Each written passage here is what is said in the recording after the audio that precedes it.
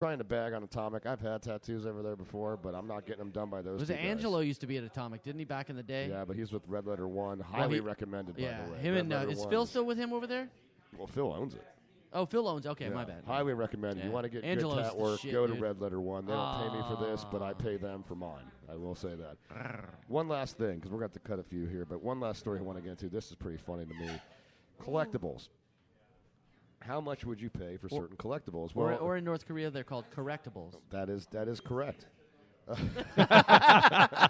A bowl. But you see these odd collectibles at times, right? Case in point, they'll tear down an arena. Someone will get like a chair from an arena. Oh, my dad's or got some something grass like from the old Yankee Stadium. Yeah, you see stuff like that. A guy will bag up some Seats. ice from a hockey rink. Right, and right. Put it in the freezer or whatever. Never have I seen a signed urinal until now. Barry Sanders signed a urinal in the past that just sold for $3,000. What? Yeah. I don't know about all that. No, apparently. No, I'm just saying I wouldn't have bought the urinal for whatever, $3,000. Apparently, this dude buys. This is in the past. This dude buys a used urinal for $23. Okay, and he shows up. Gold medal winners leaving the building. His name is Mike Kozan. He purchases this urinal he actually purchased it from the Pontiac Silverdome. Or urinal. A year ago. Urinal, as the English would say. He brings it to a mall in Detroit for the legend himself, the Lions legend Barry Sanders, to sign this thing. And Barry's agent, he's quoted as saying, Barry felt bad turning him away after he had lugged this thing down there and waited in line. It was really my fault because urinals are not listed in the items that Barry won't sign. But, I mean, who would think to put that on the list? You know what I mean? Yeah. Was it cleaned and bleached and stuff, or does it still have all kinds of funk in those? Oh, God. It didn't say, but he did turn around, put it up for auction on eBay. It's sold for $3,000. And Kozan did say he's going to donate 10% of it to charity. Oh, well, that's fucking sweet. That's have you guys ever been to the Hemingway House in Key West? I've seen the cats. Well, they actually have a fountain in the backyard, and if you look closely at it, the base of the fountain where the water runs down into is one of those tall floor urinals. They go, from the floor, no way. and it's turned sideways. And it was one that he took with him when they moved Sloppy Joe's from where Captain Tony's is now, the original Sloppy Joe's. I don't know much about all that. They moved it. The landlord came in and said, raising your rent, and Sloppy Joe or whoever it was, Joe said, I'm moving then. And in the middle of the night, he and all the regulars, Hemingway was one of them, stripped the place of all the stuff, and they moved out. And he drug the urinal home with him, and his wife said, why don't you throw that away? He said, I've pissed so much money through that thing, I'm keeping it. That reminds me of that movie with Richard Pryor. Remember Moving? No. You don't remember that Richard Pryor movie, I don't Moving? think I've seen that When one, they're in the no. house and they're going to buy this house, and they're like, oh, what are these cabinets? People are like, oh, we're taking that with us, ha ha ha ha. We're taking that with us, ha ha ha. And they went in to move into the house, and everything was gone out of the house because everything they said they were taking with us, they actually took did. with them, yeah. The great Jesus Julio, who helped found the Crane Mission I show, love who that was man. really, let's face it, I mean, he was the impetus behind the show 4.5 years One ago. of the few It was- men I'd actually have sex with. It was his idea. Well, him and David Flores, clearly, he's got a cute mouth. according to me. But his brother, Nino Julio, his house up in right just outside of Columbus. Oh, he gets angry when the Ohio State loses. We've boy. frequented the house quite Right, a bit.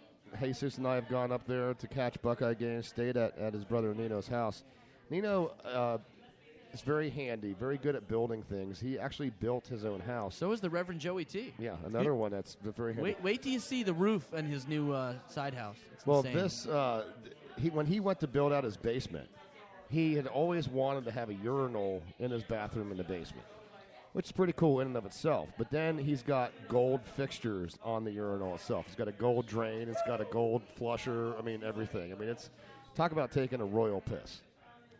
Very cool. Very, very cool. And when you go to use it, I mean, you do. You feel empowered. Yeah. You know, As you should. You feel a little ritzy when you do it, you know. You Hey. feel a little ritzy while you're taking a schwitzy, you know. L'chaim. Before we go to break here, Lord Cheese, we were speaking about how to spell towns in Wales, and he sent me one. It's apparently the longest name of a town in the world. You ready? Yeah, go I ahead. gotta take a deep breath for that one. Lan ver pol gwyn gil go gur you quern drab ol Okay, just landes ilo go go goch. Wow. There's a picture of the name of the city there. I don't know how many of those are silent, but a lot of them. Well, that name is longer than our commercial break, which we need to take right now. We're running a little bit late, so I think it's Gooch. It probably is Gooch. all you I got a little Craniacs- tied up. All you What Craniacs, about- we've got to jump into a commercial break here. When we get back, speaking of England and Lord Cheese, some Top Gear news to get into. What about pneumano ultramicroscopic silicon volcanoconiasis? As long as we're in the English dictionary, let's go to break. All right, that was very autistic of you. In writing. All right, we'll be right back after this. Hi, I'm Herschel Cohen. When I moved from the old country to New York and finally to Tampa Bay, it became harder and harder for me to find authentic kosher sandwiches. Finally, I created what I believe is the perfect union between meat and bread. But I realized it was missing something. With the help of my Gentile brother-in-law, Seamus O'Malley, I understood a grape brew was the ideal accompaniment to my kosher delight. That's why we created Hebrews. Here, we have the chutzpah to create the glory of America's past in a great meal with a great beer. At Hebrews, we bring together bagels and lox and beers and shamrocks. Oh, the ultimate mix between two separate cultures in one set of taste buds. Along with Seamus's tremendous zeal in the 12-step program, we're able to merge our Judeo-Christian palates. Don't dine where prices make you say, oy vey. Eat at Hebrews, where your wallet will say, okay. Oh.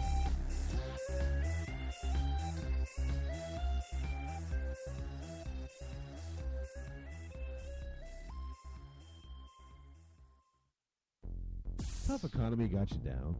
Are your money problems causing you marital issues?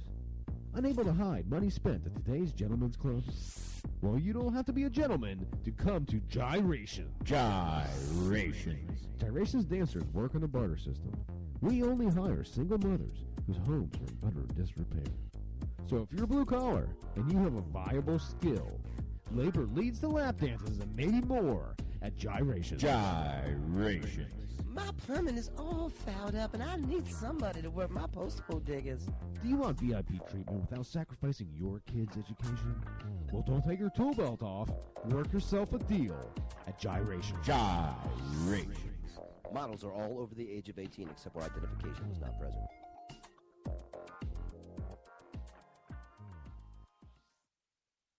Hey, this is Meatwad, the real star of Aqua Teen Hunger Force. You are listening to the Cranial Emission Show, live on Spreaker.com, Friday from 7 to 9 p.m. Eastern Standard Time. Duh.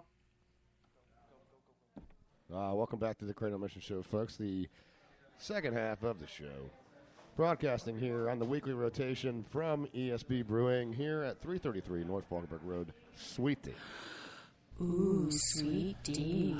407. We got about 10 different beers to choose from yeah. behind the bar. If you ask the lovely Nicole, I'm sure she'll pour you a pint of one of ESB's finest. You want to be a part of the show? Well, you can do it. You just pick up the phone. You call 813-438-6068. Love when you say that. If You know you're- what? What? Go Sorry, ahead. I'm sorry. Oh, go ahead. You sure? Can I? Man. Go ahead. Yeah. ESB could not have had a better address.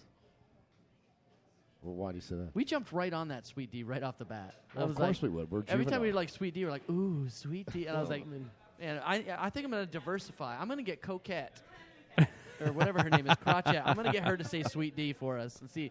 I'm going to try to get it done. We need to get her on the show because she's getting an awful lot of publicity. Yeah, she sure is. I'm going to text She her. is, I'm going to and text her right now. We Do need, it. We need Do a it. sponsorship from Chatterbait, too, while we're at it. Yeah.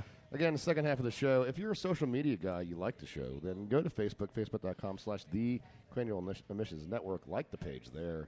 You can follow us on Twitter, by the way, as well, at Cranial E, where we'll probably track down Coquette from Chatterbait and get her on the show. But, guys, Top Gear in the news. Caleb and I were both big fans of the Top Gear program. Oh, yeah. We've talked a lot on this show in the past about the trio with Jeremy Clarkson and the two Jeremy others. Clarkson! And of course, Jeremy, who was in a lot of trouble over the last few months because of certain behavioral traits. and now, of course, was dismissed from the Top Gear program. Apparently, they're moving on, and we all opined, we all questioned whether or not I'm being distracted as Miggy, sends me some news articles here. News in quotes. But Top Gear now in the news, because you and I have talked about this both on the air and off the air, Caleb, about surely while the Top Gear program in its current fashion with the three of them may be over, the three of them have tons of career opportunities, and we wondered where else they would go from here. They said that Hammond and May both said they were not doing the show without Clarkson, and I wondered how much is that true? How much weight does that really carry? Let's see what happens when it comes down to talk contracts and renegotiates. And apparently both Hammond and May rejected a $7.1 million offer at about $1.2 to $1.8 million a year for the next few years to host the show. They walked away from that and basically saying, no, we're a trio.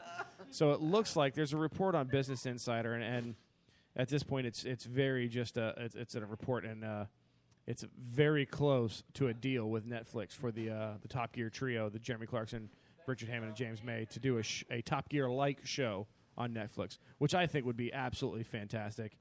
That'd be a huge feather in the cap for Netflix. Oh, yeah. Call it macaroni. It was the number one revenue generator for the BBC, which not anymore. Not anymore. Netflix is scooping up everything that's being dumped that has promise. Everything. You look at the success of shows like Daredevil. Yeah, you look Daredevil's at cracking. Orange is the New Black. I watched 4 episodes of that there was last night, I think. Analingus on there. Was it really? Yeah. You look at I might have to check that out. You look at you look at the success of House of Cards with Kevin Spacey. Netflix really has made some inroads with programming. And to get Top Gear, I mean, look, as you and I watch the show all the time, Caleb, I don't currently have a subscription to Netflix right now. You can borrow mine. But knowing that they're going to now, I'm seriously considering it if they're going to have a program on there. Well, the great thing about that, and that would go along with what we talked about, that a company like HBO needs to pick them up. Somebody that can actually air them being their true selves, not having to bleep out anything. On the BBC version, they can say a little more than they can on the BBC America version. But even then, they still have to bleep some stuff out. On a Netflix-type situation, they can be themselves. They can go full-on. I think it would just make for absolutely great TV. I think you've got entertainment gold when you're going to allow Jeremy Clarkson to really be able to say all the things that he wants to say. I agree. All the things he said. No? I agree. My only concern with this is the connections to getting use of the cars, because a lot of times on Top Gear they had cars that you couldn't really get your hands on. They had to have somebody who's reaching out and really making some deals here. And I don't know if Netflix maybe they do. Maybe it's a bigger name than the BBC. But I'm a little worried that they may not have quite the pull to get some of the exotic vehicles that they've had before. But they could make it fun if they had nothing but Civics and Focuses you to don't drive. think they'll get the pull? They're going to get the pull. They're going to get more vehicles than they've ever had. Yeah, I think they're going to bring the finance with them. The share of support that they're going to get for still moving on, I bet you it's going to be crazy. Yeah. Oh, yeah. Well, to talk about the share of support for moving on, Top Gear also. Tell us. BBC announced the new lead for their new lineup, and it's Chris Evans, BBC show. You sent me this story, and I Yeah. told you this off the air. When I saw Chris Evans as a new host for Top Gear, I'm thinking Captain America, Chris Evans, the American actor. Yeah. I'm thinking, why the hell are they going to have this guy? This is going to be a public relations nightmare. America. But it's not that Chris Evans. It's a rather nerdy one. Yeah. And I'm trying to pull up the post on the BBC America Facebook page, because the best thing about it was the article was just, okay, Chris Evans is going to be replacing Jeremy Clarkson in the new lead. The comments were absolutely hilarious. There's really, reading through that, there's not a positive comment for the guy. I mean, he's funny, but he's not Top Gear. Chris Evans is funny, entertaining guy, but it's not Top Gear without Clarkson, Hammond, and May. I'm sorry, BBC. No Clarkson, no Top Gear. Give it a rest, BBC. You had a great run, but it's just not Top Gear without Jessa. Chris Evans seems like a nice guy, and I know he had been on the show before. At the end of the day, it's not the same. You'll never be able to capture the magic that